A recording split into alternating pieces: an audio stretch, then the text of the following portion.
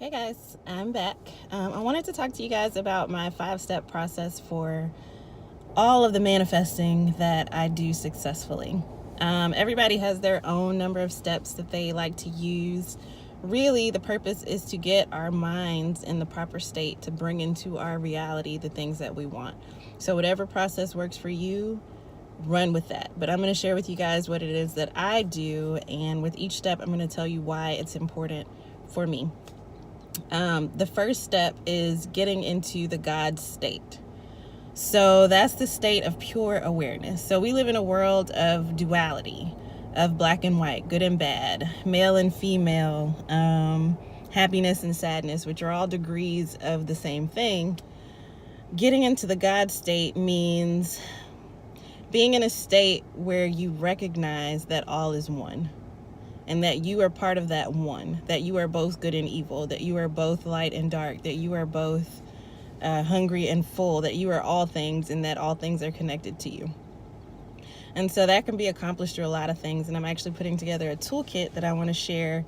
If you subscribe, I'll do a video when I get that up, but you can do that through meditation or through just being still or being out in nature. Get into that God state where you're accepting everything because you recognize that you are everything.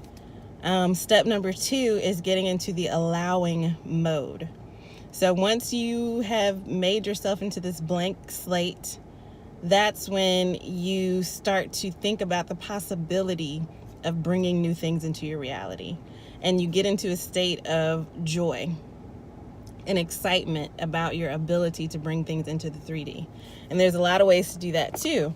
That's going to be part of the toolkit as well, but you can surround yourself with beauty, which is why it's awesome to meditate out in nature, because when you move from feeling like you're in that God state to getting into that allowing mode, you're already surrounded by beautiful things. But there's a ton of ways to get into the state of understanding that you are capable of bringing new things into this reality. The third step is getting a solid vision. And I use the word vision, but really it involves all of your senses here in the 3D. So basically knowing exactly what you want, getting a clear picture of it, and being very specific about what you would feel like and what you would be doing if the thing that you're trying to bring into the 3D already existed.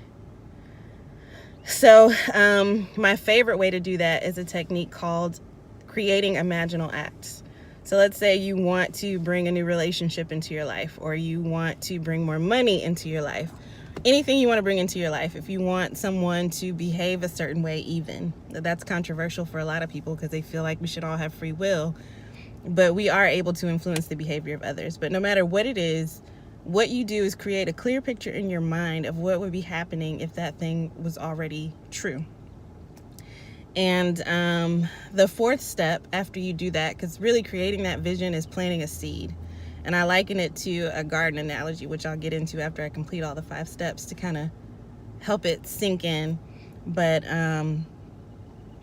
after you've planted that seed by creating that vision, then you want to keep your limiting beliefs at bay. Because what happens for a lot of us is, okay, we've gotten into this God state, and we have gotten into the state of allowing, and we've created this beautiful vision and that we've gotten all excited about, and then we go back out into our 3D world and we're operating as ourselves, this limited form of the consciousness, and we run into what we've already created, and we allow it to cloud our judgment or cloud our ability to believe in the new seed that we've planted. So we go around and we look at our reality. Let's say we're trying to bring a new relationship into our life, and we look at the reality that we don't have a date for Saturday night, and we get discouraged. There's lots and lots. This is the biggest part. There's lots of tools to help us keep these limiting beliefs at bay, to keep our mindset in the right place. And it's super, super important. The 5th step is to continually build your confidence in your ability to create. And you do that by having successful manifestations over and over and over again.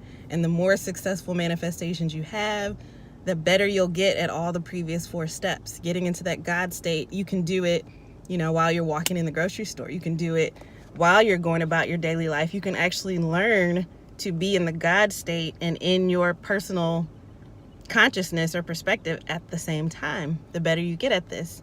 And you'll also discover what works to get you in the proper mind frame to create as you go through this process over and over and over again, and look back at the things that successfully manifested and the things that may not have successfully manifested, or the things that came in pretty close to what you visualized but not exactly. And you can kind of dissect at each of these 5 steps what you did that influenced the actual manifestation that came into your life. And the truth is, we're constantly manifesting, and these exercises are only to get us in a state of mind to bring in new things. What we've been manifesting up to the point where we discovered our creative power is based on the mindset created by our environment coming up or growing up, with our parents, with our friends, with the experiences that we've had through life.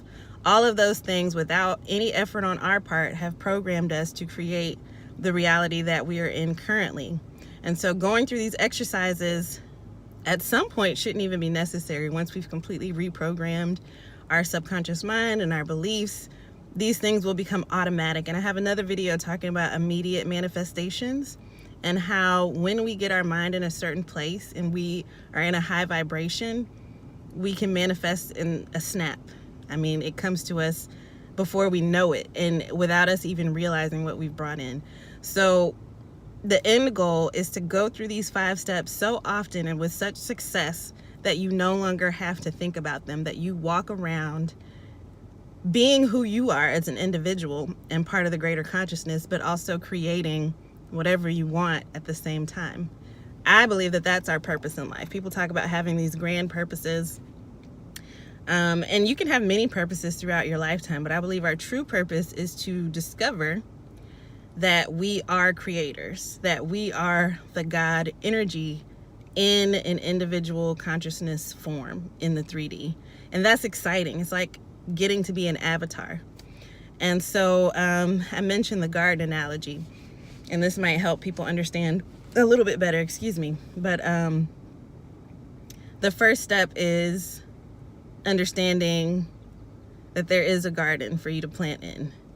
The second step is understanding that things can grow from this garden, getting into the allowing mode.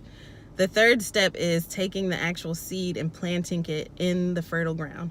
So step 2, getting into the allowing mode, also means getting the soil ready to receive the seed.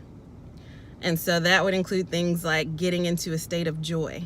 When you're planting seeds, you need nitrogen, you need oxygen, you need all these things in the soil. You need the right nutrients, you need the sunshine to create the right environment before you even plant the seed. And depending on which seed you're planting, the environment needs to be slightly different. And so getting into that allowing mode, creating the right environment for you to be ready to plant your seed of your desire, is like getting garden soil ready for an actual seed. And creating the specific vision, understanding exactly what you want, involving all the 5 senses, is equivalent to actually putting the seed in the ground. Now, you know, as a gardener, if you've done everything right with the soil, if you've gotten the seed, you know what you're trying to grow. Let's say you're trying to grow cucumbers and you plant it. What you don't want to do is get impatient. You want to have an understanding that it's going to take time for the cucumber to come up. And so you don't want to go digging around checking to see. You don't want limiting beliefs to sneak in. And so that step 4 of keeping limiting beliefs at bay is the equivalent of, letting the seed sit as it is and making sure to remove any weeds that come up and block it from growing.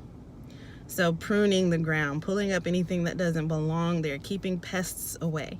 All of that is the equivalent of minimizing limiting beliefs. And the 5th step, gaining that confidence in your ability, means, wow, you've actually grown something. You've seen it come up out of the ground, and now you know what you can do. You have faith in your ability to plant something and watch it grow. And you just keep doing that every season. Keep repeating every season. And as the years go by, every spring you know exactly what to do. And every summer you know exactly what to expect. And every fall you know exactly what you're going to harvest. And just like with gardening and growing things from the ground, not every season is going to be perfect.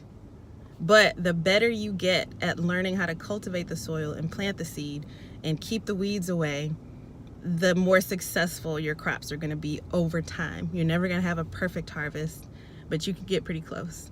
And it's the same with manifesting. If you can get into that mode, if you can cultivate your mind and get into the state of allowing, if you can create the vision exactly as you want it, know exactly what you're trying to grow, if you can keep the weeds away, the doubt, the paying too much attention to what's already manifested, then you can become an expert gardener and you can continue a cycle. Because as you manifest different things, your desires are going to change and they're going to shift, and you're going to perfect the vision. So you may have manifested a partner in your life and found out that that person wasn't exactly what you needed, even though they manifested the exact way that you wanted them to. And so you reiterate, or you do another iteration of that manifestation, and you get better and better and better and better. And that is what life is all about. I believe that as we move through this planet, we should always be paying attention to the seeds that we're planting with our imagination, with what we're thinking about. So I hope that was helpful. Like I said, if you like this, give me a like, subscribe. I'll include a link to my website. I do coaching for people who are going through the awakening process, or who are trying to learn how to become better manifestors. And I walk alongside you and I share all the tools that I've picked up throughout the years. So if you guys want more of this, or you want to be aware when I create new free material for you to get, click the subscribe button and the bell so that you know when I post new content. I'm trying to get much better about posting content on here. So if you guys want more, go ahead and hit the like button. Thanks for watching.